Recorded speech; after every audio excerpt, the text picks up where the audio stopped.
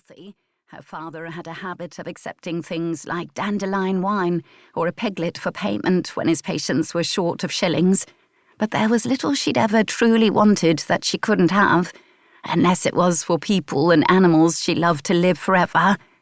She'd learned that everything beautiful and beloved was merely on loan.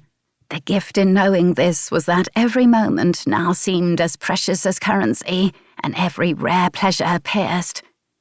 And for these reasons, as much as she'd yearned for the excitement of a London trip, she'd balked at leaving her father behind for an entire month.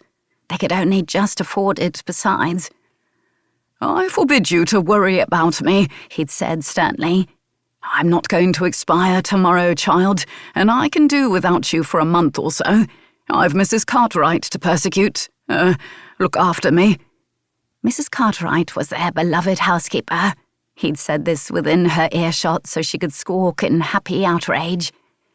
Cat was clever, and her parents had seen to it that she was well-read and well-spoken, and her aunt and Lady Wisterberg asserted she was more likely to meet a similarly clever, educated and well-spoken young man, who also had an independent income and maybe even, thrillingly, a title in London than in Lancashire. The notion of this jostled her heart pleasantly. The flare of a young man's pupils when a step in a quadrille brought their faces flirtatiously closer, the hitch in her breath when a strapping young fellow effortlessly hurled her trunk up onto the mail coach, the startling lunge and shock of lips on her skin when an inebriated Henry Thatcher had been overcome by ardour and kissed her on the cheek when they were both 18, all hinted at a world of sensual discovery awaiting her, all called to something earthy and restless in her nature. And yet, while a few young men had tried to court her, none had yet infiltrated her imagination. She did not lie awake at night pining for any of them. She did not yet know how shortened breath or a pupil flare evolved into love. She knew what love ought to look like. Her father standing behind her mother, arms wrapped around her, watching the sunset in softly absorbed, silent communication beyond conversation. He had courted her mother assiduously and won her, or so went the story they always told. There had never been anyone else for him. Surely she would know love by how it felt. So, in the end, she and her trunk had come in on the mail coach, accompanied by an older, widowed neighbour who had a few days' worth of business in London and would be abiding with her relatives near Covent Garden. Mr. Bellingham had assured both her and her father that the boarding-house proprietresses, Mrs. Hardy and Mrs. Durand, were ladies through and through and would look after her as well as her aunt would. Lady Wisterberg would look after her the rest of the time. The notion that she needed looking after amused Cat. She was 22 years old. She'd once helped her father sew the tip of a man's finger back on. She'd once assisted in delivering a lamb.